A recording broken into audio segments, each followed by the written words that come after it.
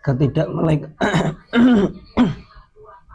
ketidakmelekan politik literasi, dan rasa muak terhadap politik di kalangan anak muda dan masyarakat umum di Indonesia dapat dijelaskan melalui beberapa faktor utama. Yang pertama, kurangnya pendidikan politik yang efektif. Sistem pendidikan formal jarang mengajarkan literasi politik secara praktis dan menarik. Pendidikan kewarganegaraan (PKN) sering terfokus pada hafalan norma dan undang-undang, bukan pada pemahaman proses politik, hak, dan peran warga dalam demokrasi. Akibatnya, anak muda tidak merasa politik relevan dengan kehidupan sehari-hari. Yang kedua, krisis kepercayaan terhadap institusi politik. Banyak masyarakat, terutama anak muda, kehilangan kepercayaan karena maraknya korupsi, skandal politik, dan janji-janji kosong dari politisi.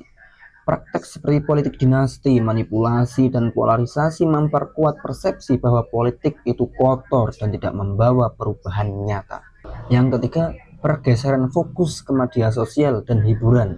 Anak muda lebih tertarik pada konten hiburan, gaya hidup, dan isu personal di media sosial ketimbang isu politik yang kompleks dan sering kali membingungkan.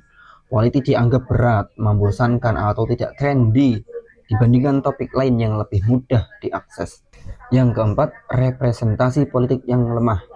Banyak anak muda merasa tidak terwakili oleh politisi atau partai politik. Kebijakan seringkali tidak menjawab kebutuhan generasi muda seperti lapangan kerja, pendidikan, atau isu lingkungan. Hal ini membuat mereka merasa politik tidak relevan atau tidak punya dampak langsung. Yang kelima, polarisasi dan konflik politik. Politik di Indonesia seringkali memicu perpecahan, baik karena isu identitas, agama, atau ideologi. Debat politik yang panas di media sosial atau kehidupan nyata membuat banyak orang, terutama anak muda, merasa muak dan memilih menghindari politik untuk menjaga ketenangan. Yang keenam, akses informasi politik yang bias dan sensasional.